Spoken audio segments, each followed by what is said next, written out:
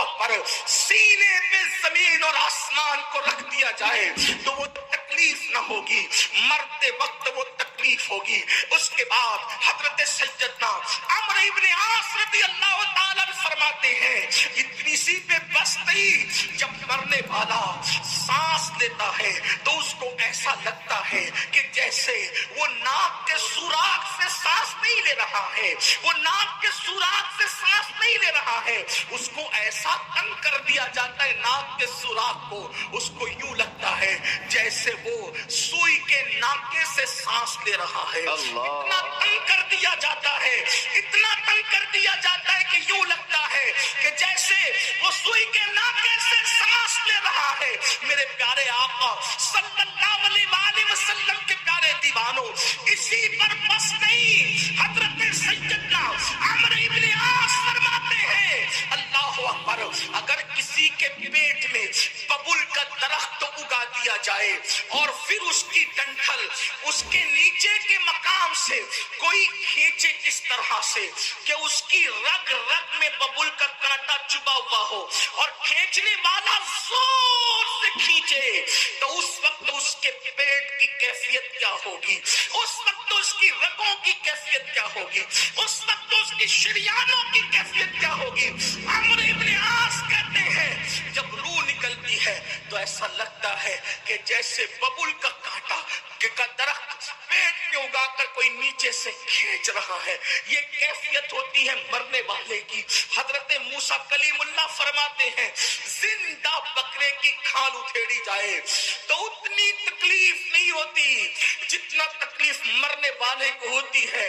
اللہ کے سچے نبی غیب اللہ فرماتے ہیں ایک انسان کو 313 تلواروں سے ایک ساتھ حملہ کر کے مارا جائے تو 313 تلواروں کی ضرب اتنا تکلیف نہیں پہنچاتی جتنی تکلیف انسان کو موت کے وقت ہوتی۔ یہ موت کی تکلیف ہے اور اتنی پیاس لگتی ہے، اتنی پیاس لگتی ہے کہ اگر 7 سمندروں کا پانی منہ میں نچوڑ دیا جائے تو وہ پیاس کو کوئی بجھا نہ سکے، اور رشتہ دار چمچے چمچے سے پانی انڈیل رہے ہوتے ہیں۔ اب اس تکلیف، ایسی تکلیف کبھی دنیا میں سنی، ایسی تکلیف کبھی دنیا میں دیکھی؟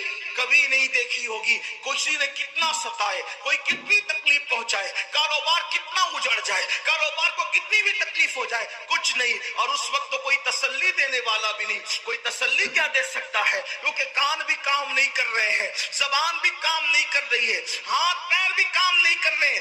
اللہ کے غیب دان نبی صلی اللہ علیہ وآلہ وسلم فرماتے ہیں اگر مرنے والے کے جسم کی طاقت نہ کھینچی جائے تو وہ پاگلوں کی طرح جنگلوں میں بھاگے اور اس کی آواز ایسے نکلے جیسے بیل کاٹنے کے بعد جیسے وہ چیختا ہے، اس کے چیخنے کی آواز تم سنو۔ لیکن اللہ کی حکمت یہ ہے کہ وہ مرنے سے پہلے اس کے ہاتھ کی، پیر کی، چلانے کی طاقتیں کھینچ لیتا ہے تاکہ وہ ہاتھ پیر کو ادھر ادھر نہ کر سکے، تڑپ نہ سکے، بے چین نہ ہو سکے۔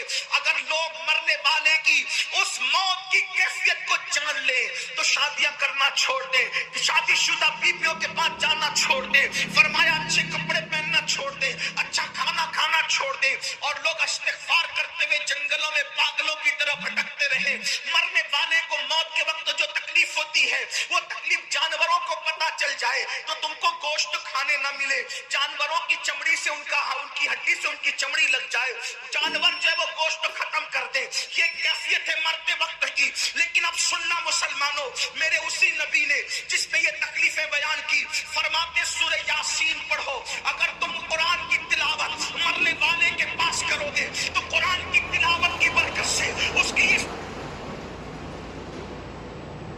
اپنی زندگی میں داخل کرنے کی کوشش کرو۔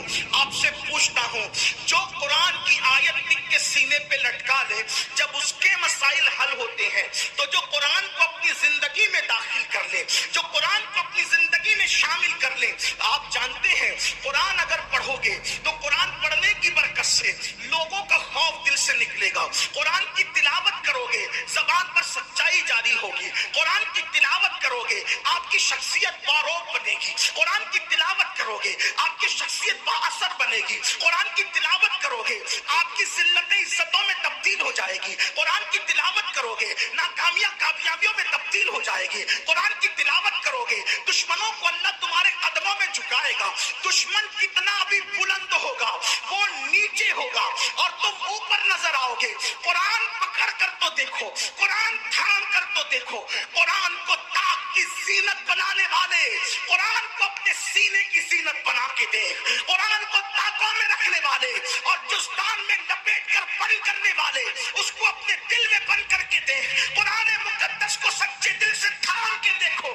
انشاءاللہ جب وہ دشمن مغلوب ہوگا آپ کو غلبہ نصیب ہوگا. وقت کی حکومتیں تمہارے قدموں میں گرتی نظر آئے گی. ایک بار قرآن پکڑ کر دیکھو, قرآن تھام کے دیکھو. سب کی کتابیں پڑھنے والوں رب کی کتاب پڑھ کے دیکھو. سب کی کتابوں پہ دل دینے والوں رب کی کتاب کو دل دے کے دیکھو. میرے آقا فرماتے ہیں زمین پہ کھڑے رہنے والے کو آسمان کے تارے چمکتے نظر آتے ہیں مگر آسمان والوں کو وہ گھر ستاروں کی طرح چمکتے دکھتے ہیں. جس گھر میں قرآن کی تلاوت ہوتی ہے, جس گھر میں تلاوت نہ ہو وہ گھر ویران قبرستان کی طرح ہے. قرآن کو پکڑو اس لیے کہ قرآن ادنا کو اعلیٰ کر دیتا ہے, قرآن بلند کر دیتا ہے, قرآن عزت دیتا ہے, قرآن عروج دیتا ہے, قرآن کامیابی دیتا ہے, قرآن کامرانی دیتا ہے. اللہ اکبر. قرآن اللہ کی کتاب ہے, قرآن کلام اللہ ہے. اللہ اکبر. یہ اللہ کی نازل کردہ معاذ اللہ وہ جادوگر ہیں ان کے جادو کا شکار ہو جاتا ہے. تو نے بھی قریب نہ جانا ورنہ تو جادو کا شکار ہو جائے گا. تو اپنے مذہب سے بدزن ہو جائے گا, تو اپنے مذہب سے دور ہو جائے گا. تو فیل کہتے ہیں ابو جہل نے اتنا خطرناک پروپیگنڈا کیا. ہمیں قرآن کے سانچے میں ڈھل جانا ہوگا, اپنی زندگی میں قرآن شامل کرنا ہوگا. لیکن اللہ اکبر بڑی معذرت کے ساتھ ہم سب کرنا چاہتے ہیں, قرآن کی طرف آنا نہیں چاہتے. میں ہاتھ نہیں اٹھواؤں گا لیکن اتنا ضرور کہوں گا اپنے ضمیر سے پوچھو مسلمان کتنے مسلمان ہیں جو روز قرآن کی تلاوت کرتے ہیں.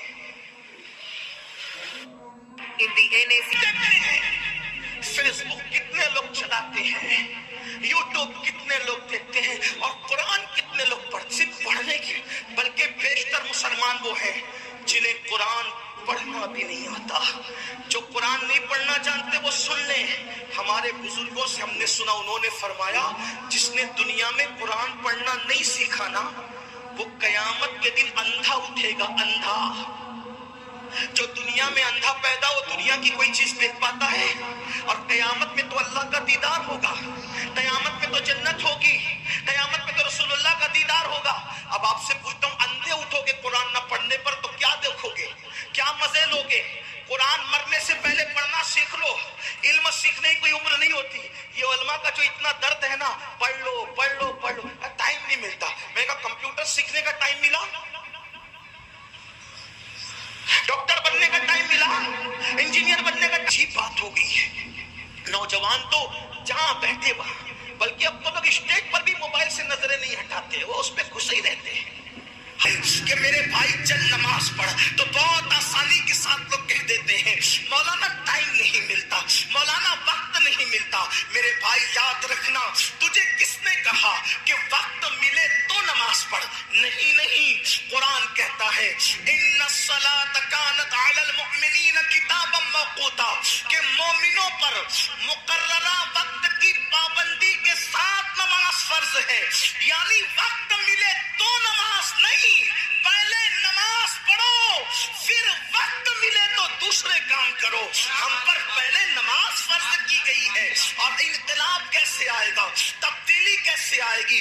یاد رکھنا, جب اللہ تبارک و تعالیٰ کسی قوم سے مدد کا ہاتھ اٹھا لیتا ہے تو پھر وہ قوم تباہ اور برباد ہو جاتی ہے, وہ قوم تباہی کے دہانے پر پہنچ جاتی ہے. کیا آپ کو نہیں پتا, اللہ اکبر, سیدنا فاروق اعظم رضی اللہ تبارک و تعالیٰ عنہ, ان کو شہید کرنے کے لیے ان پر حملہ کیا ہے فیروز نامی ایک شخص نے, ایک مجوسی نے, اور زخموں سے خون بہ رہا ہے, زخموں سے خون رس رہا ہے.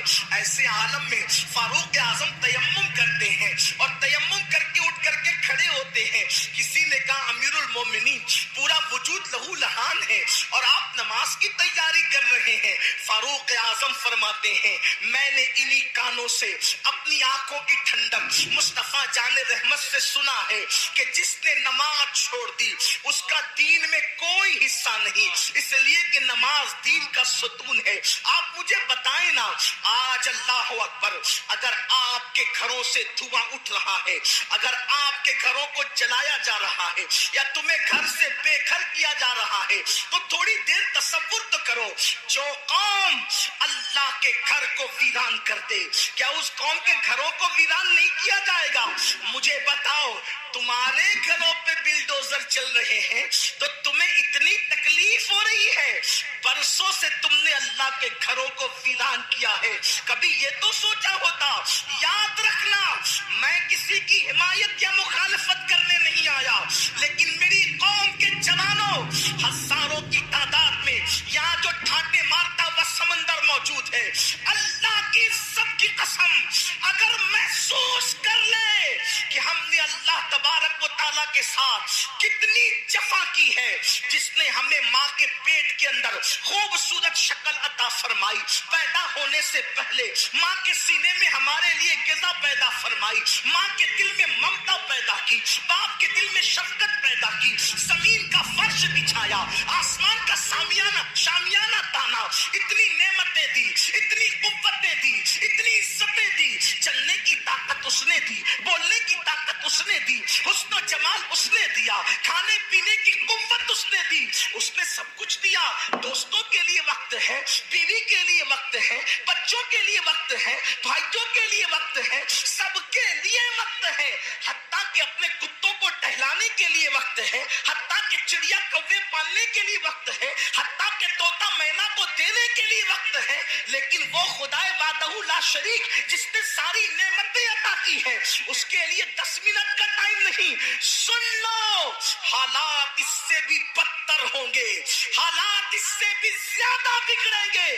اگر ہم نے اپنے آپ کو بدلنے کی کوشش نہیں کی, کوئی پناہ دینے والا نہ ہوگا, کوئی مدد کرنے والا نہ ہوگا. اللہ اکبر. فرمایا گیا جب مسجدیں تعمیر کی جاتی ہے, جب مسجدیں بنائی جاتی ہے اور اس میں نماز ادا کرنے کے لیے لوگ نہیں آتے, تو رات کی تاریکی میں مسجد اللہ کی بارگاہ میں عرض کرتی ہے, مولا جس نے مجھے ویران کیا تو ان کے گھروں کو ویران کر دے. ہمارے گھر ویران کیوں نہیں ہوں گے؟ ہمارے گھروں سے آگ کے دھوئیں کیوں نہیں نکلیں گے؟ ہمارے گھروں کو زمین بوس کیوں نہیں کیا جائے گا؟ اس لیے کہ ہم نے برسوں سے اللہ کے گھروں کو ویران کر دیا. جمعہ کی 2 رکعت کے سوا ہمارے نامہ اعمال میں ہے کیا؟ ایک جمعہ کی 2 رکعت. مسلمانوں کی 95% آبادی نماز کے لیے نہیں.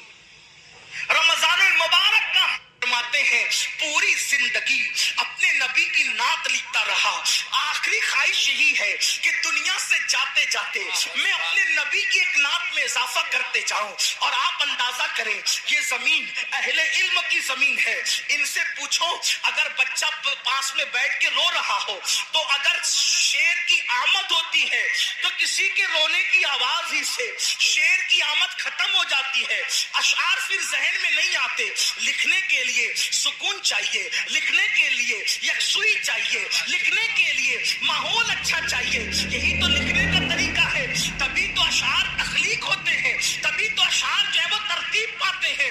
لیکن جس کے سامنے پھانسی کا پھندا ہو اور پھر کہا جا رہا ہے آخری آخری خواہش تو فرماتے ہیں نہ بچے یاد آ رہے ہیں، نہ بیوی یاد آ رہی ہے، نہ مرید یاد آ رہے ہیں، نہ دوست یاد آ رہے ہیں، نہ احباب یاد آ رہے ہیں، یاد آیا تو اللہ کا محبوب یاد آیا، اسی کو عشق کہتے ہیں۔ یاد آیا تو خدا کا محبوب یاد آیا۔ کہتے ہیں ایک نعت لکھنا چاہتے ہیں، لیکن آپ سے کہنا چاہتا ہوں اس پھانسی کے پھندے کو دیکھ کر اس عاشق مصطفیٰ نے جو آخری نعت لکھی ہے کوئی اس میں نقص نہیں نکال سکتا۔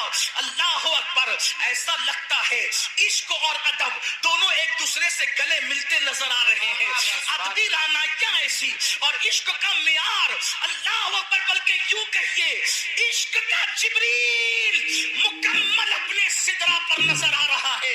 اس شان کے ساتھ نعت لکھی ہے اور وہ مشہور زمانہ کلام یہ ہے، کوئی گل باقی رہے گا نہ چمن رہ جائے گا، کوئی گل باقی رہے گا نہ چمن رہ جائے گا، پر رسول اللہ کا دین حسن رہ جائے گا۔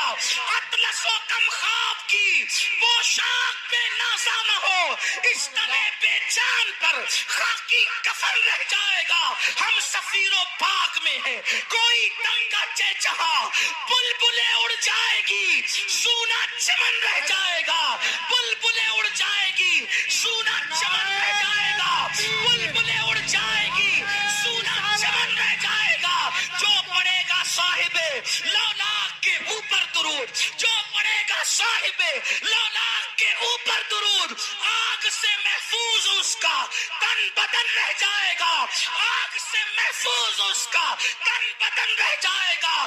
نام شاہان جہاں مٹ جائیں گے لیکن یہاں، کافی نے کل کہا تھا انگریزوں کے لیے کہا تھا، اور میں آج اس عاشق رسول عالم ربانی کے اس مصرے کو آج کے فرعونوں کے لیے پڑھتا ہوں۔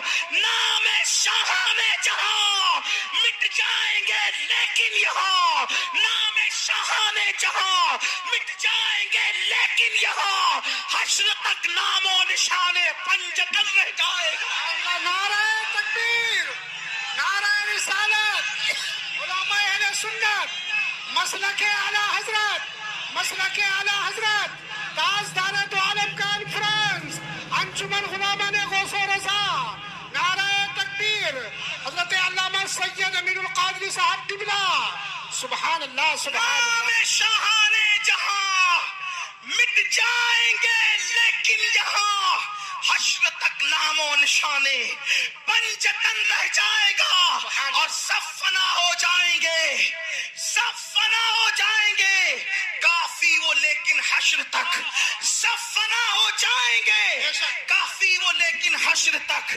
نام حضرت کا، نعت حضرت کا پتھروں کی برسات کرتے، صالح علیہ السلام کی اونٹنی کی کوچے کاٹی گئی، صالح علیہ السلام نے قوم کے لیے دعائے ضرر فرمائی، ہلاکت کی دعا فرمائی، مولا انہیں ہلاک کر دے، اور ہو گئی وہ قوم ہلاک۔ ان کی پوری داستان قرآن میں موجود ہے۔ جی، صالح علیہ السلام پہ میرے ماں باپ قربان، واللہ کسی نبی کی ادنا سی توہین کفر ہے، لیکن میں یہاں پر صرف تقابل کر کے بتانا چاہتا ہوں، صالح علیہ السلام کی اونٹنی کی جو آپ کے معجزے کے ذریعے سے پہاڑ سے نکلی تھی، اس کی کوچے کاٹی گئی تو آپ نے ان کے لیے ہلاکت کی دعا کی۔ حضرت صالح کو زخمی نہیں کیا، صالح کے معجزے اور دعا کی برکت سے جو اونٹنی آئی تھی، جسے قرآن ناقۃ اللہ کہتا ہے، اس کو یہاں سے چلے گئے تو پھر ان کی انقلابی نعرے بھی گئے، ان کی فکر بھی گئی، ان کے افکار و نظریات بھی گئے۔ دنیا کے اندر انقلابی آتے رہے جاتے رہے اور قیامت تک آتے رہیں گے جاتے رہیں گے، لیکن کائنات کے اندر ایسا ایک انقلابی بھی ہمیں نظر آتا ہے، اللہ اکبر، جس کی کوئی مثال نظر نہیں آتی۔ اللہ اللہ، کیسا وہ انقلابی ہے اور اس کا انقلاب کیسا ہے، اللہ اکبر۔ جب وہ انقلابی تشریف نہ لایا تھا تو لوگ ماؤں کی گود میں شراب پیتے تھے. جب وہ انقلابی زمین پر نہ آیا تھا لوگ کمزوروں پہ ظلم کرتے تھے. جب وہ انقلابی دنیا میں نہ آیا تھا اللہ اکبر لوگ بیٹیوں کو زندہ دفن کر دیتے تھے. جب وہ انقلابی دنیا میں نہ آیا تھا لوگ جانوروں کے ساتھ زنا کرتے تھے. جب وہ انقلابی دنیا میں نہ آیا تھا لوگ عورتوں کو جوئے میں ہار دیتے تھے. جب وہ انقلابی دنیا میں نہ آیا تھا اللہ اکبر لوگ ننگے ہو کر کعبے کا طواف کرتے تھے. مشیت کو اللہ اکبر انسانیت پر رحم آیا اور اللہ نے ایک ایسا انقلابی دنیا میں جلوگر فرمایا کہ جب وہ انقلابی آیا اللہ اکبر آمنہ کی گود میں عبداللہ کا لخت جگر بن کر ربیع الاول کی 12 تاریخ کو جس کو دنیا محمد الرسول اللہ کے نام سے جانتی ہے اللہ اکبر وہ تشریف لائے اور 23 سال کی قلیل مدت میں ننگے ہو کے کعبے کا طواف کرنے والی قوم کو اتنی حیا عطا فرمائی کہ اللہ اکبر ان کی حیا کو دیکھ کر کے کماری لڑکیوں نے حیا کا تصور حاصل کیا. نمک اور کافور میں فرق نہ کرنے والی قوم کو خدا کی پہچان عطا کی. اللہ اکبر خدا کی معرفت عطا کی. شراب پینے والوں کو محبت الہی کا شربت کا جام عطا فرما دیا. اللہ اکبر دنیا پکارنے پہ مجبور ہو گئی. جو نہ تھے خود راہ پر اوروں کے ہادی بن گئے. کیا نظر تھی جس نے مردوں کو مسیحا کر دیا. اندازہ فرمائے مردوں کو زندہ کرنا یہ حضرت عیسیٰ کا معجزہ ہے. مردوں کو مسیحا بنا دینا یہ محمد الرسول اللہ کا معجزہ. نعرہ تکبیر، نعرہ رسالت، عظمت مصطفیٰ. اس لیے کہ مردہ زندہ ہو کر پھر کسی مردے کو زندہ نہیں کر سکتا، لیکن جب کوئی مردے کو مسیحا بنا دے تو پھر وہ بھی لوگوں کو زندہ کرنے لگتا ہے. یہ مصطفیٰ جان رحمت کا معجزہ ہے. کیا نظر تھی جس نے مردوں کو مسیحا کر دیا. اسی لیے اقبال کہتے ہیں نگاہ عشق و مستی میں وہی اول وہی آخر. میں تیر تمہیدی گفتگو آپ کو یاد رکھنی ہوگی. نگاہ عشق و مستی میں وہی اول وہی آخر. وہی قرآن وہی فرقان وہی یاسین وہی طہا. اللہ اکبر یہ اللہ کے رسول کا انقلاب تھا. کیا ہوا؟ ناپ تول میں کمی ختم ہو گئی. اللہ اکبر اونٹنی پر آقا اپنے غلام کو سوار کروا رہا ہے. یہ انقلاب ہے حضور کا. اللہ اکبر جب بچیوں کو زندہ دفن کرنے والے دوسروں کی یتیم بچیوں کی پرورش کرنے لگے ہیں. یہ انقلاب ہے اللہ کے رسول کا. یہ انقلاب ہے مصطفیٰ جان رحمت کا. شراب گندیوں میں نالیوں میں بہا دی گئی ہے. اب کوئی شراب کو ہاتھ نہیں لگا رہا ہے. یہ انقلاب ہے مصطفیٰ جان رحمت کا. مگر یاد رکھیں کہتے ہیں نا کہ بہار جب آتی ہے تو اللہ اکبر خزاں لانے کی کوشش کی جاتی ہے. چمن جب سجتا ہے تو اجاڑنے کی کوشش کی جاتی ہے. خوشیوں کو نظر بد لگانے کی کوشش کی جاتی ہے. اللہ اکبر یہ حسین انقلاب تھا جو تاریخ کے انمٹ نقوش میں قیامت تک باقی رہے گا. اصطلاح بن جاتی ہے. جیسے فرعون، جب فرعون کہہ دیا گیا مطلب شرابی بھی، زانی بھی، پلید بھی، ظالم بھی، جابر بھی، یہ سب نمرود اصطلاح ہے. فرعون اصطلاح. کسی فرعون کو بھی فرعون کہہ دو تو وہ ناراض ہوتا ہے نا. تو ایسے ہی ایک اصطلاح ہے جو ہجرت کے 60ویں سال کے بعد ظاہر ہوئی. ایک شخص تھا اس کا نام یزید تھا. آوارگی، گندگی، پاپی پن، شراب، یعنی کہ جتنی چیزیں زمانے جاہلیت کی تھی ان سب کو پرموٹ کرنے کا منصوبہ.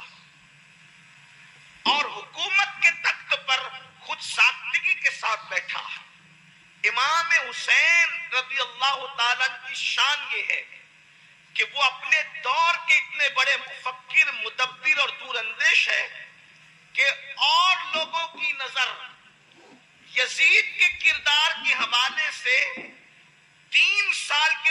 کہاں پہنچی دور تابعین میں، امام علی مقام نے اس کو بہت برسوں پہلے محسوس کر لیا تھا. آپ غور فرمائیں. اور امام حسین کے متعلق یہ جو بات کہی جاتی ہے کہ وہ حکومت کے لیے جا رہے تھے، ہم نے کہا نادان، جب غریب نواز کو حکومت نہیں چاہیے تو غریب نواز تو گدائے حسین ہے، غریب نواز تو شہزادہ حسین ہے. ارے اس سے بڑھ کر ماحول کی سازگاری کیا ہو سکتی تھی؟ اللہ اکبر. کہ غوری کو بلا کے کہتے کہ اس کو قتل کرو اور تم بادشاہ بنو، تو غریب نواز خود قتل نہیں کر سکتے تھے؟ بلایا کیوں؟ تو بتا رہے ہیں ہم بادشاہ بننے کے لالچی نہیں ہیں، ہم تو کنگ میکر ہیں، ہم تو بادشاہ بنانے والے ہیں، ہمیں بادشاہ سے کیا لینا دینا. آپ اندازہ کریں، غور فرمائیں، جسے خواجہ عثمان ہارونی کی نظر تیار کرے اس کی نظر میں دنیا اتنے ہیچ ہے، تو جس کو رسول اللہ نے تیار کیا ہو اور وہ بھی کس شان سے تیار کیا ہو، اللہ اکبر. صرف نگاہ ڈال دے تو لوگ بدل جاتے ہیں، لیکن میرے نبی نے جو امام حسین کو تیار کیا تھا، پہلے ہی دن جس دن امام کی ولادت بھی ہے اسی دن امام حسین کو اپنی گود میں لیا ہے، اور گود میں لے کر اللہ اکبر. ارے گھٹی دینے کا یہ انداز کہیں اور بھی دیکھا ہے؟ اس محبت کی جلوہ گری تو کوئی دیکھے. اللہ اکبر. گھٹی دینے والا جب گھٹی دیتا ہے، گھٹی کا مطلب بچے کو جو پہلی غذا دی جاتی ہے، کوئی کھجور چبا کے دیتا ہے، کوئی شہد لگا کر دیتا ہے. اللہ اکبر. لیکن دیتے کس طرح ہے؟ انگلی میں شہد لیا، لے کر کے منہ میں ڈال دیا، اللہ اکبر. کھجور چبایا، چبا کر منہ میں ڈال دیا. لیکن زمین کے اوپر یہ گھٹی کیسی دی جا رہی ہے اور کس شان سے دی جا رہی ہے؟ اللہ اکبر. اللہ کے رسول نے مخدومہ کائنات سیدہ کائنات کے شہزادے کو امام حسین کو اپنی گود میں لیا اور اپنی زبان کو امام حسین کی منہ میں داخل کر دیا. وہ زبان کیا ہے؟ میرے امام کہتے ہیں وہ زبان جس کو سب کن کی کنجی کہے، اس کی نافذ حکومت پہ لاکھوں سلام. وہ دہن جس کی ہر بات تو وہی ہے خدا، چشمہ علم و حکمت پہ لاکھوں سلام.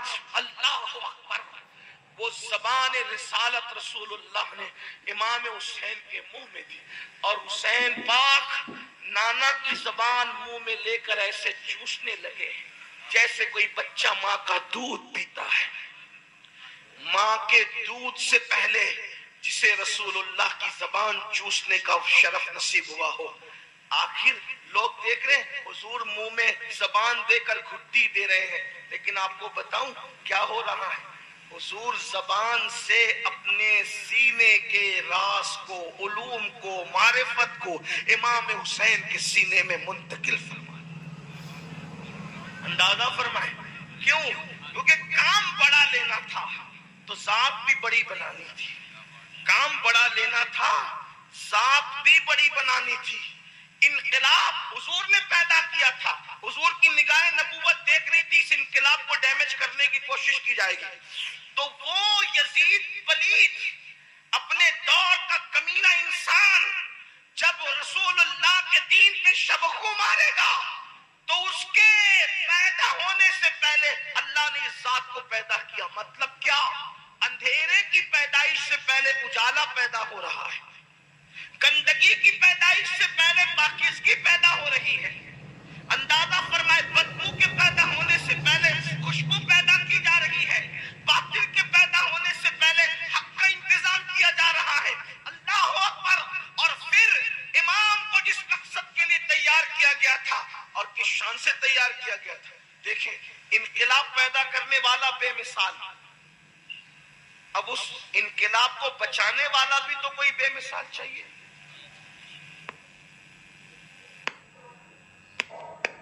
اسے پیدا کہاں کریں گے؟ توجہ فرمائیں. اسے پیدا کہاں کریں گے؟ بھئی کسی اور کے گھر میں پیدا ہو تو بے مثال تو نہیں ہو سکتا، اس لیے کہ بے مثال ہونے کے لیے پھر بے مثال ماں چاہیے، بے مثال باپ چاہیے، بے مثال خاندان چاہیے، بے مثال خون چاہیے، بے مثال دودھ چاہیے. یہی تو ہے نا.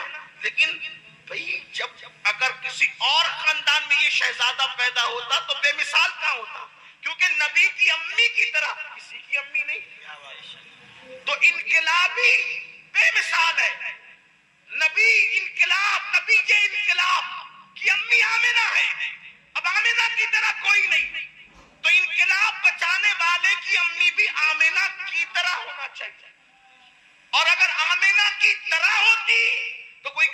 کہ رسول اللہ کی امی کی طرح تو فلاں کی امی ہے، معاذ اللہ کوئی بدبخت یہ کہتا، لیکن آمنہ جیسی کوئی خاتون نہیں ہو سکتی۔ آپ کیا سمجھے سیدہ آمنہ کو؟ سردی ہے اور اس کا احساس ہے رات چلی گئی ہے، اس لیے میں زیادہ طویل گفتگو کرنا نہیں چاہ رہا ہوں، لیکن ایک بات آپ کو بتانا چاہتا ہوں۔ آپ کیا سمجھے سیدہ آمنہ کو؟ سیدہ آمنہ خاتون کو آپ سمجھے کیا؟ صوفیہ کہتے ہیں کہ جب دعاؤں کی قبولیت میں تاخیر ہو تو رسول اللہ کی امی کا وسیلہ دے کر کے دعا کرو، رسول اللہ کے بابا کا وسیلہ دے کے دعا کرو اور تمہاری دعا فوراً قبول ہوگی۔ اس لیے کہ بتاؤ، جب غوث اعظم کو پیدا کرنے کے لیے اتنے اچھے ماں باپ کا انتخاب کیا جاتا ہے تو رسول اعظم کو پیدا کرنے کے لیے باپ کیسا ہوگا اور ماں کتنی عظیم ہوگی؟ نعرہ تکبیر، نعرہ رسالت، عظمت۔ باپ ہونے کے اعتبار سے حضرت عبداللہ جیسا کوئی باپ نہیں، اور ماں ہونے کے اعتبار سے سیدہ آمنہ جیسی کوئی ماں نہیں ہے۔ سمجھا کیا ہے حضرت آمنہ؟ اتنا سمجھو، اگر سائنس پڑھے ہوئے نوجوان لڑکے یا بچیاں یہاں موجود ہیں تو ان کو بتاتا ہوں کہ سائنسداں کہتے ہیں، اور یہ ان کی تحقیق ہے، وہ کون تھی؟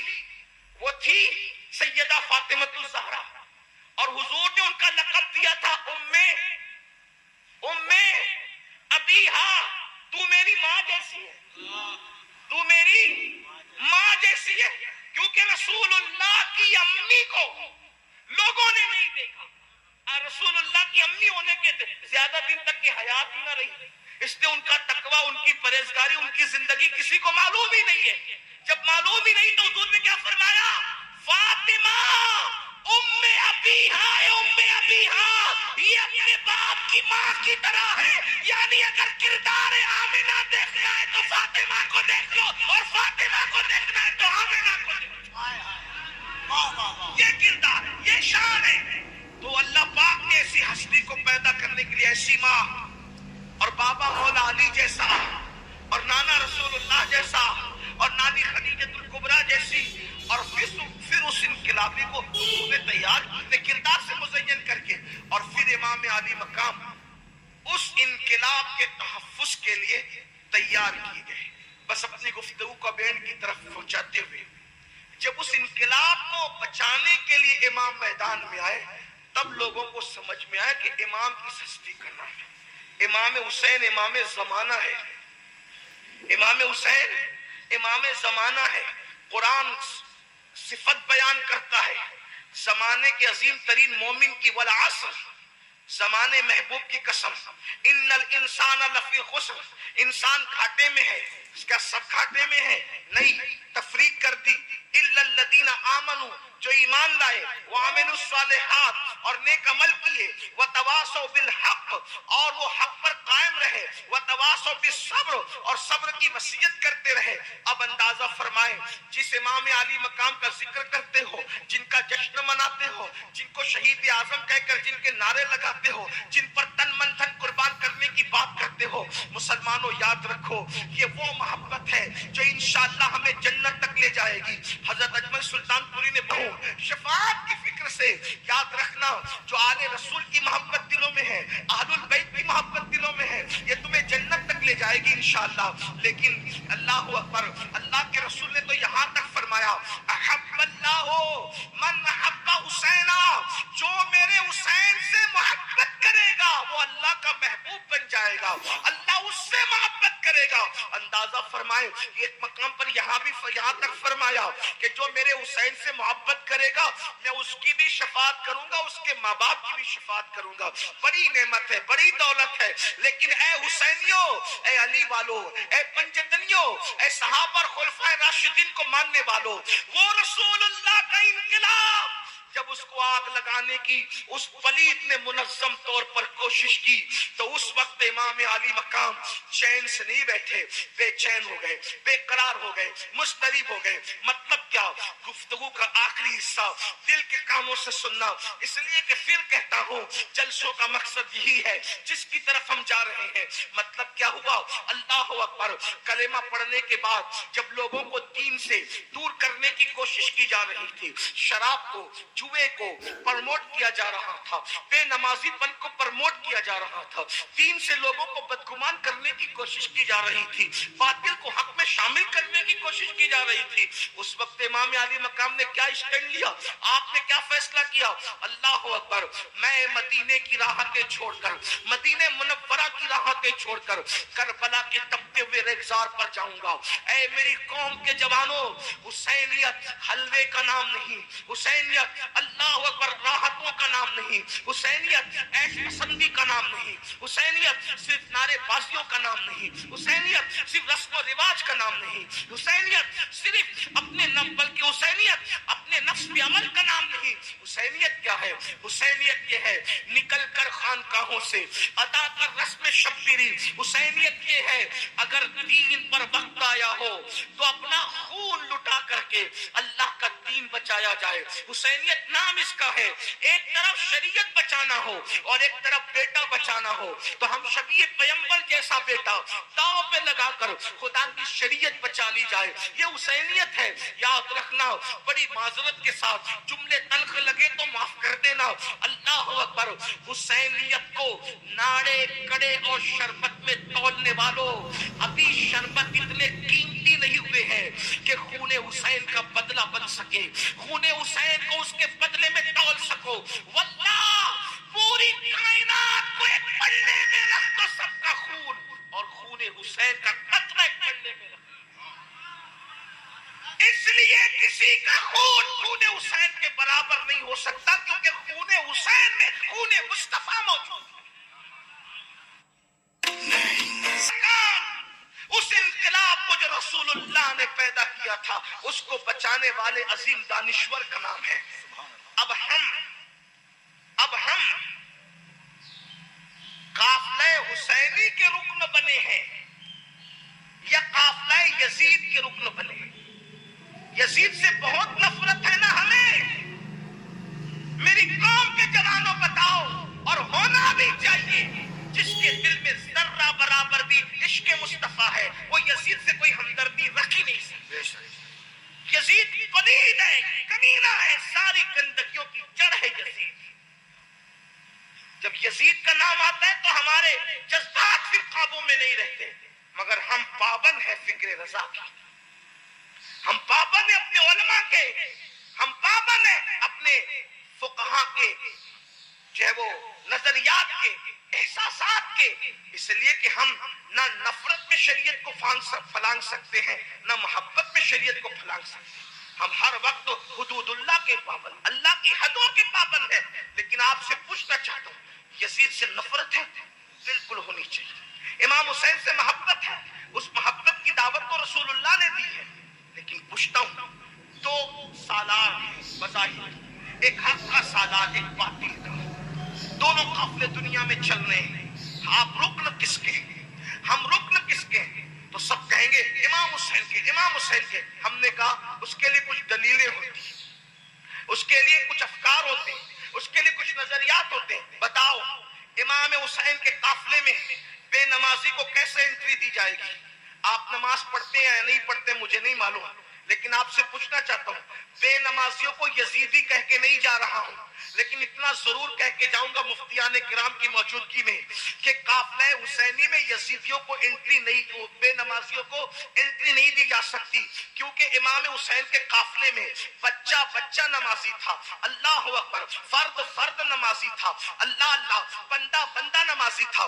बल्कि लोगों को जब जख्मी होकर के अपनी जान की पड़ी होती है, उस वक्त भी इमाम हुसैन ने जख्मों से आहो पुकार करने की बजाय अपनी पेशानी को अपने रब की बारगाह में रखकर बता दिया कि हमको जान से उतनी मोहब्बत नहीं है जितनी अल्लाह के सजदे से मोहब्बत है। अब आपसे पूछना चाहता हूँ, बताओ मुसलमानों, मेरी कौम के जवानों, मस्जिदों को वीरान करने वालों, मस्जिद वीरान करके इमाम हुसैन के काफिले में कैसे शामिल हो सकते हो? सालारे काफिला इमाम हुसैन है, वो तुम्हें अपने काफिले में कैसे शामिल करेंगे? बड़ी माजरत के साथ ये जुमला भी तल को लगे तो माफ कर दे। माफ इसलिए तलब कर रहा हूं कि लोगों के दिल को तकलीफ हो जाती है कभी कभी।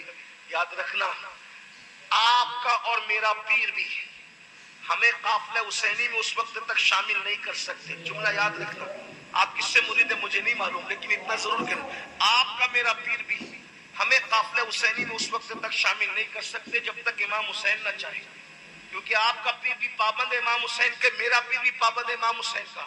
اگر امام حسین نہ چاہے تو آپ کا پیر، میرا استاد، آپ کا استاد، کوئی بھی ہمیں قافلہ حسینی میں شامل، قافلہ حسینی میں شامل صرف امام حسین کی اجازت سے آپ ہو سکتے ہیں۔ اب آپ سے پوچھنا چاہتا ہوں، بتاؤ امام علی مقام کو تو نفرت بے نمازی سے تھی، پھر بتائیے جو لوگ جمعہ بھی نہیں پڑھتے اور پھر وہ سوچتے کہ ہم حسینیت پہ ہیں اور ہم حسینی رہیں گے، یاد رکھیے گا اگر کوئی بندہ آپ کے گاؤں میں آ کر کہے کہ میں ہندوستان کا پرائم منسٹر ہوں تو آپ کہیں گے پاگل ہو گیا، ہنسیں گے آپ، کیوں؟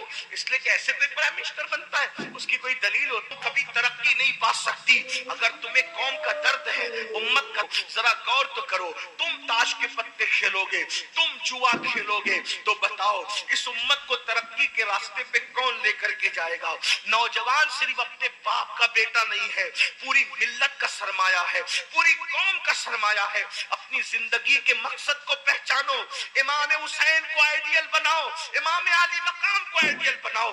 یزید کے قافلے میں مت جاؤ، یزید کے قافلے پہ لعنت کر کے وہاں سے نکلو اور قافلہ حسینی کے رکن بنو۔ یاد رکھنا آپ کو کوئی کچھ بھی بولے، اگر آپ کردار کے اعتبار سے حسینی ہے، امام حسین کی نظر کرم آپ پر ہے، میرے بھائیو بتاؤ جوانی چلی جائے گی، دیکھتے دیکھتے چلی جائے گی، جلدی جلدی چلی جائے گی۔ ہاں 16 سال سے جوانی شروع ہوتی ہے، 40-50 سال پہ جوانی ختم ہوتی ہے، اس کے بعد پھر گھٹنے دکھیں گے، پھر کمر دکھے گی، آنکھوں کی روشنی جائے گی۔ آج کہا جاتا ہے نماز پڑھو، تو کیا سوچتے ہو مولانا جب بوڑھے ہو جائیں گے تب پڑھیں گے؟ میرے عزیز آج جب بوڑھے ہو جاؤ گے تو شاید درد پڑھنے نہ دے، شاید کرب پڑھنے نہ دے، شاید گھٹنوں کی تکلیف پڑھنے نہ دے۔ اللہ اکبر، بڑی معذرت کے ساتھ میرے بھائی نکل جاؤ، اس کھول سے نکلو، اپنی جوانی کا صحیح استعمال کرو۔ یہ جو جوا کھیل رہے ہو، آپ بتائیں کیا ابو اسحاق امام جعفر صادق کے بیٹے، اللہ کیا ابو اسحاق ان کی بیوی ہے سیدہ نفیسہ مصری، امام جعفر صادق کی بہو ہے۔ اور یہ نفیسہ مصری کون ہے پتہ ہے؟ یہ حسینی خاندان کی بہو ہے اور امام حسن کے گھر کی بیٹی ہے، جسے دنیا نفیسہ مصری کے، نفیسۃ العلم، اپنے شوہر کے ساتھ مدینہ منورہ سے ہجرت کر کے مصر آئی۔ جب مصر آئی تو امام شافعی جیسے لوگ پردے کے پیچھے بیٹھ کر ان سے مسائل حاصل کرتے تھے اور علم حاصل کرتے تھے۔ مجتہد مطلق کو پڑھانے والی نبی کے گھر کی بیٹی ہے، نبی کے گھر کی بہو ہے۔ ہم کیا جانیں، انہوں نے علم پہ اتنی محنت کی۔ پھر اس کے بعد امام علی رضا کو دیکھیں، وہ امام اہل سنت نے فتاوی رضویہ شریف میں لکھا ہے لوگ بھاگتے پھرتے تھے حدیث سننے کے لیے امام علی رضا سے، اور وہ جو سند آتی ہے کہ اللہ نے جبریل سے کہا، جبریل علیہ السلام نے حضور سے کہا، حضور نے مولا علی سے کہا، مولا علی نے امام حسین سے کہا، امام حسین نے امام زین العابدین سے کہا، امام زین العابدین نے امام باقر سے کہا، امام باقر نے امام جعفر سے، امام جعفر نے امام موسیٰ کاظم سے، موسیٰ کاظم نے علی رضا سے۔ فرماتے ہیں اتنی سند پڑھ کر، اعلیٰ حضرت لکھ رہے ہیں، اتنی سند پڑھ کر کسی پاگل کے کان میں دم کر دو تو اللہ اس کو شفا عطا فرما دے۔ اس کو امام احمد بن حنبل نے بھی لکھا ہے۔ کیا نبی امام علی رضا اتنے بڑے عالم، امام تقی، امام نقی، امام حسن عسکری، یہ سب عالم، اور آخری میں جو سید پیدا ہوگا جسے امام مہدی کہتے ہیں وہ بھی اتنے بڑے عالم ہوں گے کہ بڑے بڑے لوگ ان کی ابتدا میں نماز پڑھیں گے، حتیٰ کہ سیدنا عیسیٰ علیہ السلام بھی ان کی امامت پر مہر تصدیق ثبت کرنے کے لیے ان کے پیچھے کھڑے ہوں گے۔ آپ کیا سمجھتے ہیں؟ آپ کے پاس کیا علم ہے؟ ہمارے پاس کیا علم ہے؟ یاد رکھنا یہ جلسے وہ آواز ہے، یہ جلسے توجہ کرنا، برا مت مانا، یہ جلسہ ایک خواب ہے، خواب جیسے خواب دیکھتے ہیں اس کے بعد ختم ہو جاتا ہے۔ بالکل جلسے بے معنی بھی نہیں ہے، میں نہیں کہہ رہا ہوں کہ بالکل بے معنی ہے، کوئی فائدہ نہیں، کچھ نہیں۔ اگر کوئی فائدہ نہیں ہوتا تو میں گھر چھوڑ کے یہاں آتا کیوں؟ فائدہ ہے، یہی گفتگو سن کے تو انقلاب آئے گا، انشاءاللہ آئے گا، تبدیلی آئے گی، آ رہی ہے۔ علامہ صاحب کی گفتگو سن کے تبدیلی آ رہی ہے، بڑے بڑے بزرگوں کی، یہ تو جلسوں نے جو انقلاب ہندوستان کو آزاد کرایا، جلسوں نے آزاد کرایا، جلوس نے۔ یہ بالکل بے اثر نہیں ہے۔ جو لوگ بالکل گلو کرتے کہ کوئی فائدہ نہیں، کوئی فائدہ نہیں، ان سے کہتے ہیں کہ آپ گھر بیٹھے کوئی فائدہ نہیں۔ ہندوستان آزاد ہوا ہے جلسے جلوسوں سے، انقلاب آیا جلسے جلوسوں سے، اور بھی پوری تاریخ ہے جلسے جلوسوں کی۔ لیکن آپ کو یہ کہتا ہوں مؤثر بنانے کی کوشش کریں، بالکل اس کو گالیاں نہ دیں لیکن اس کو مؤثر بنائیں۔ امام مفتی احمد یار خان نعیمی نے بہت اچھی بات کہی تھی، کفیل بھائی، کہا کہ اگر مسجد میں کتا گھس جائے تو مسجد توڑنے کی ضرورت نہیں ہے، کتے کو نکالنے کی ضرورت ہے۔ تو ایسے ہی اگر جلسوں کے اندر جو ہے وہ کوئی گندگی گھس گئی ہے تو جلسے بند کرنے کی ضرورت نہیں ہے، جلسوں سے گندگی نکالنے کی، یہ بات ہے نا۔ ہاں تو بالکل بھی جلسوں کو کوسنے کی کوشش نہ کریں، لیکن آپ سے یہ کہتا ہوں جلسہ ایک خواب کی طرح۔ خواب کا کیا مطلب ہوا؟ خواب کا مطلب یہ کہ آپ نے خواب اچھا دیکھا تو آپ خوش ہو، خواب برا دیکھیں آپ تو آپ غمگین ہوتے ہیں، لیکن اچھا خواب ہو یا برا خواب ہو، خواب ہوتا بہرحال خواب ہے نا۔ جب آپ نے آنکھ بند کی خواب دیکھا، آنکھ کھلی خواب ختم۔ لیکن اب اگر خواب سچا ہے تو اس کی تعبیر بھی اچھی ہوتی ہے، تو ایسے ہی جلسہ اگر اچھا کرو گے نا تو اس کا نتیجہ بھی اچھا نکلے گا، لیکن یہ بہت دیر تک اس کا اثر نہیں رہتا اگر اس کے پیچھے عمل کا جذبہ کار فرما نہ ہو۔ دین حسن رہ جائے گا، اطلس و کم خواب کی پوشاک پہ نادا نہ ہو، اس تنے بے جان پر خاکی کفن رہ جائے گا۔ ہم سفیر و باغ میں ہیں، کوئی دمکا چہچہا، بلبلیں اڑ جائے گی، سونا چمن رہ جائے گا۔ جو پڑے گا صاحب لولاک کے اوپر درود، خاک سے محفوظ اس کا تن بدن رہ جائے گا۔ نام شاہان جہاں مٹ جائیں گے یہاں،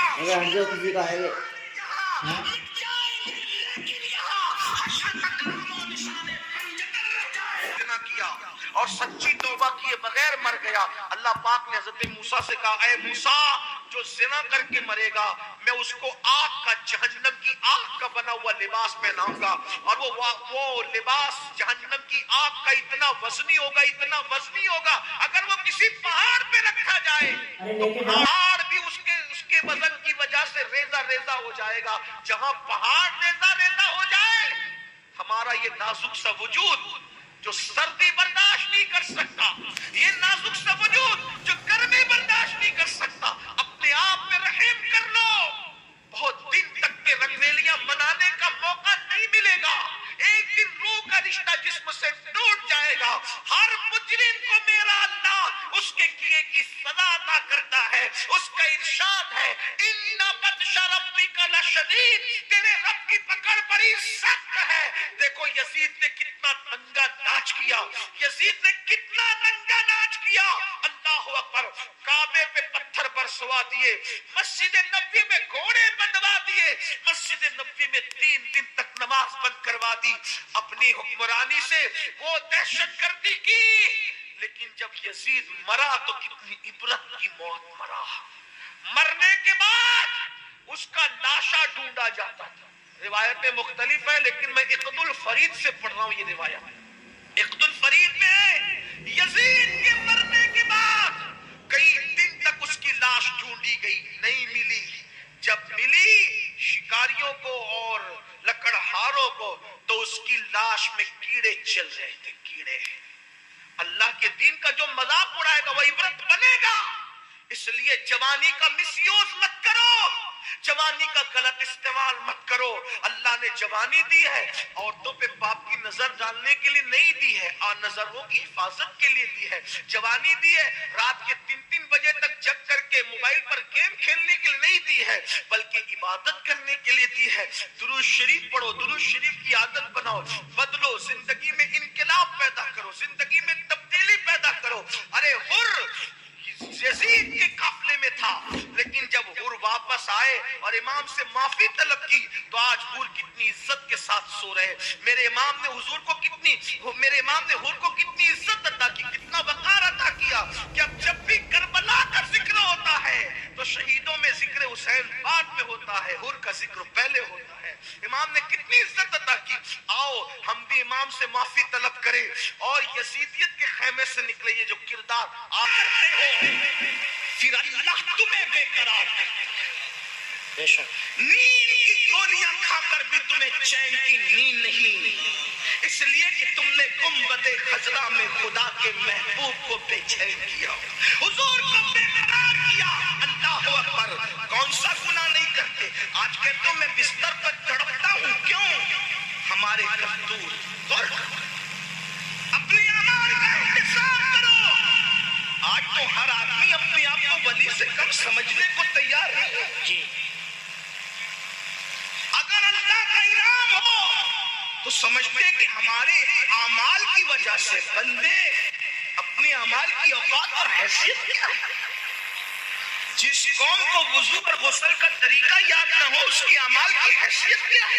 جی یہ تو اللہ کا کرم ہے، یہ تو اللہ کا احسان ہے کہ اس نے تمہارے بھی اور ہمارے بھی عیبوں پہ پردے ڈال رکھے ہیں۔ بے شک سچی بات تو ایمان لگتی اگر وہ تمہارے اور میرے عیبوں پہ پردے نہ ڈالتا۔ میں ان اللہ والوں کی بات نہیں کر رہا ہوں، تمہاری اور میری کر رہا ہوں۔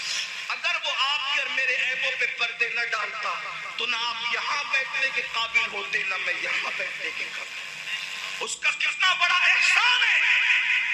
تو آج اگر بیٹیوں کو رشتے نہیں آ رہے ہیں، ہم نے حضور کو رنجیدہ کیا، اللہ ہمیں رنجیدہ کر رہا۔ ہم نے حضور کو اذیت کی اس لیے تڑپ رہے ہو۔ روزی کے معاملے میں کیوں پریشان ہو؟ روزی کے معاملے میں کیوں تڑپ رہے ہو؟ حضور کو اذیت دے رہے ہو۔ کون سے گناہ جو نہیں کرتے؟ زنا کو تو آج گناہ سمجھا ہی نہیں جاتا، فیشن بنا دیا گیا۔ زنا کو عشق کا نام دے دیا گیا۔ زنا کو جتنا عذاب دیا جائے، جی پوری امت کو جتنا عذاب دیا جائے گا اس کا نصف عذاب شادی شدہ زانیوں کو دیا جائے گا۔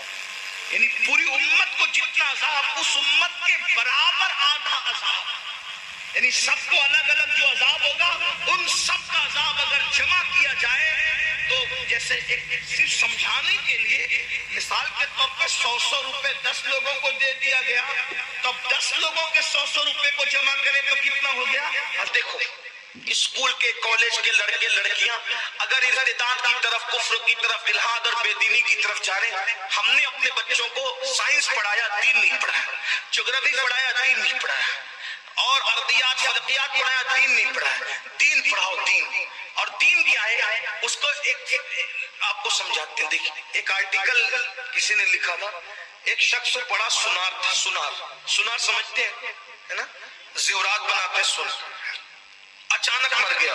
بہت بڑا مالدار آدمی تھا، بیوی چھوڑ کے مرا اور بچہ، سب کچھ بیچتے رہے، آخری میں دکان بھی بک گئی، سب بک گیا، بیٹھ کے کھا رہے تھے۔ کہتے ہیں کہ بیٹھے بیٹھے تو دریا کا پانی ختم ہو جاتا ہے، دولت کیا چیز ہے، سب ختم ہو گیا۔ ایک دن بیوہ نے، اس سنار کی بیوہ نے اپنے ننھے سے بچے سے کہا جو ابھی جوانی کی طرف بڑھ رہا تھا، بیٹا تیرے باپ کا اب سب ختم ہو گیا، ایک ہار بچا ہے، لیکن ہے وہ ہار بڑا قیمتی۔ توجہ کرنا، میں باپ کو ان کی طرف جلدی لے جا رہا ہوں، لیکن بہت خاص بات، دین سے دوری کے اسباب، دین کی اہمیت نہیں پتا اور علم دین نہیں پتا، دین کی تعلیم نہیں پتا۔ فائدہ کیا ہے دین کی تعلیم کا؟ فائدہ کیا؟ سن لو۔ تو اس نے کہا، کیا کہا؟ یہ ہار لے کے جاؤ اور اپنے چچا کے پاس بیچ دو، بڑا قیمتی ہار ہے، ہم نئی دکان بنا لیں گے اس کو بیچ کے۔ بچہ لے کے چلا ہار۔ سنار کی بیوی بھی سنار تو نہ تھی نا، وہ گھر کی خاتون تھی، بچہ بھی ابھی سنار نہیں بنا تھا، وہ بھی نہ تجربے کار تھا۔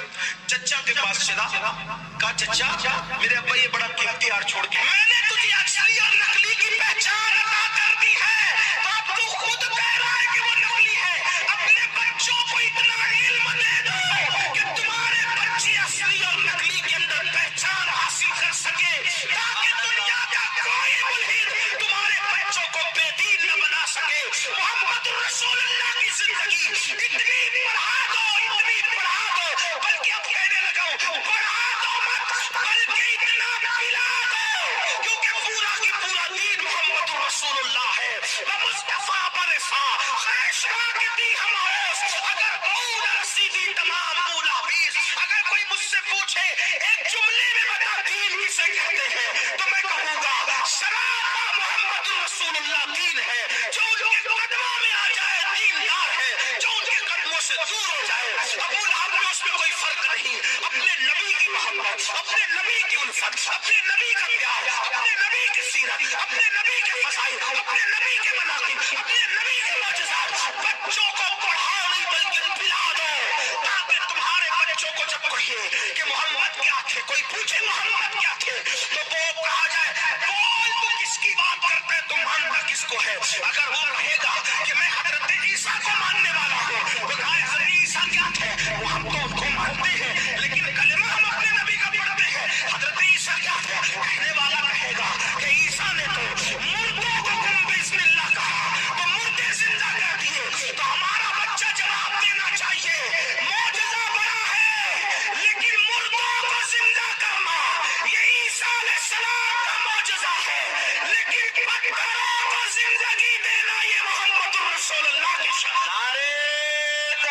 لے کے کافر تک، اللہ اکبر، مشرق سے لے کے مغرب تک جب بھی کوئی کربلا کا مطالعہ کرتا ہے تو کربلا کا مطالعہ کر کے ہر انسان حیران رہتا ہے، آخر کوئی کیسے ہو سکتا ہے جو خدا کی محبت میں وطن بھی چھوڑ دے، خدا کی محبت میں گھر بھی چھوڑ دے، خدا کی محبت میں کپتے ہوئے ریگزار پہ آ جائے، علی اصغر جیسا 6 مہینے کا لال لٹا دے، علی اکبر جیسا 18 سال کا جوان لٹا دے، پورا کنبا لٹا کر کے، پورا کنبا لٹا کر کے آخری میں سر سجدے میں رکھ کر یار سے کہے آپ بتا کہ تو راضی ہے یا نہیں، ایسی قربانی دینے والا پشت زمین نے اور چشم فلک نے نہیں دیکھا، دنیا حیران ہے، لیکن جب دنیا حسین اعظم کو دیکھ کے حیران ہوتی ہے تو کہیں سے آواز آتی ہے حسین ایسے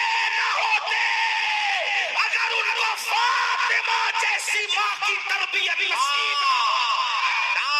آج کی یہ محفل دارالعلوم اہل سنت اس وقت ہر جلسے میں، ہر کانفرنس میں، ہر محفل میں، چاہے وہ سچے سچے رسول نے فرمایا، صادق و مصدوق صلی اللہ علیہ وآلہ وسلم نے فرمایا کہ جن مردوں نے دنیا میں عورتوں کو پاپ کی نظر سے دیکھا ہوگا ان کی آنکھوں میں آگ کی سلاخیں ڈالی جائے گی، ان کی آنکھوں میں آگ بھری جائے گی۔ اپنی قوم کے جوانوں سے پوچھنا چاہتا ہوں، اپنی جوانی پر غرور کر کے خدا کے عذاب کو چیلنج کرنے والوں، اپنی جوانی پہ گھمنڈ کر کے خدا کے عذاب کو دعوت دینے والوں، خدا کے غضب کو دعوت دینے والوں، اپنی کمزوری تو دیکھو، ننھا سا دن کا اپنے گھر کا اڑ کر کے اگر آنکھوں میں آئے تو ہماری آنکھ اس کو برداشت نہیں کر سکتی، پیاس کے ننھے ننھے ذرات ہماری آنکھ اس کو برداشت نہیں کر سکتی، وہ پیاس کہ کتنی کھا کے ہضم کر گئے اس کا حساب ہمارے پاس نہیں ہے، اس کا ذرہ برداشت نہیں کر سکتی، تو دنیا کی آگ سے 70 درجہ زیادہ جو جہنم کی آگ ہے، جب اس کی سلاخیں کسی عورت کو پاپ کی نظر سے دیکھنے کی بنیاد پر آنکھوں میں ڈالی جائے گی، اس وقت ہمارا کیا بنے گا، اس وقت ہمارا انجام کیا ہوگا۔ یاد رکھنا، اگر یہ بات کوئی مولوی کہہ دیتے تو لوگ کہتے مولوی لوگوں کی تو عادت ہے ڈرانے کی، اگر کوئی سیاسی لیڈر کہتا تو لوگ اس کا مذاق اڑا سکتے تھے، مگر واللہ یہ مولوی نے نہیں بلکہ مولا نے فرمایا ہے، مالک کو مولا نے فرمایا ہے، مالک کی حبیب نے فرمایا ہے، غیب کا نبی نے فرمایا ہے، مصطفیٰ جان رحمت نے فرمایا ہے، اور ذات نے فرمایا جس نے اپنی زبان سے اپنی طبیعت کے مطابق کبھی کلام نہیں کیا، بلکہ ان کی شان یہ ہے وما ينطق عن الهوى ان هو الا وحی یوحی، وہ اپنی مرضی سے نہیں بولتے، زبان ان کی ہوتی ہے، کلام خداوند قدوس کا ہوتا ہے۔ اللہ اکبر، وہ رسول فرما رہے ہیں، وہ شفیع المذنبین فرما رہے ہیں، وہ امت کے غمگسار فرما رہے ہیں۔ اللہ اکبر، اب تھوڑا یہاں تصور کرو میرے آقا علیہ الصلوۃ والتسلیم کے دیوانوں، میری قوم کے جوانوں، تھوڑا تصور کرو، تھوڑا غور کرو۔ لوگ کہتے ہیں مسلمان خود غرض ہو گیا، میں کہتا ہوں اللہ کرے مسلمان خود غرض ہو جائے، میں کہتا ہوں مسلمان سیلفش تو ہو جائے، کیونکہ خود غرض اس کو کہتے ہیں جو اپنا صرف سوچتا ہے، کسی اور کا نہیں سوچتا۔ میں کہتا ہوں یہ اتنے نادان ہے کہ یہ خود غرض بھی نہیں، کیونکہ اگر یہ اپنا سوچتے اپنا تو یہ ضرور سوچتے کہ ہم نماز چھوڑ کر کے جہنم کی آگ میں جلنے جا رہے ہیں، ہم کسی عورت پر پاپ کی نظر ڈال کر اپنی آنکھوں کو عذاب کی دہانے پر لے کر کے جا رہے ہیں۔ ذرا سوچو تو صحیح، اقبال نے کہا تھا اپنے من میں ڈوب کر باجا سراغ زندگی، اپنے من میں ڈوب کر باجا سراغ زندگی، تو اگر میرا نہیں بنتا نہ بن، تو اگر میرا نہیں بنتا نہ بن، اپنا تو بن جاؤ نا خود غرض، اپنی آخرت کا سوچنے لگ جاؤ، اس اعتبار سے خود غرض بن جاؤ، اپنی آخرت کی فکر کرنے لگ جاؤ, اس اعتبار سے خود غرض بن جاؤ. لیکن میرے قوم کے بھولے پن کا عالم کیا ہے کہ یہ اپنے آپ کی نہ بن سکی, یہ خود غرض بھی نہ ہو سکی. کتنی بھولی ہے میری قوم کے جوانوں. تھوڑا تصور کرو, تھوڑا غور کرو. آقا کیا فرما رہے ہیں, کسی عورت پر باپ کی نظر ڈالی تو آنکھوں میں آگ کی سلاخیں ڈالی جائے گی. اب آپ سے پوچھتا ہوں, یعنی عورت نے دوپٹہ اوڑھ رکھا تھا, عورت نے پورے کپڑے پہن رکھے تھے, اور تم نے اس کو باپ کی نظر سے دیکھا تو آنکھوں میں آگ کی سلاخیں ڈالی جائے گی. اور جو ہیروئن کو ننگا ناچتے ہوئے فلموں میں دیکھتے ہیں ان پر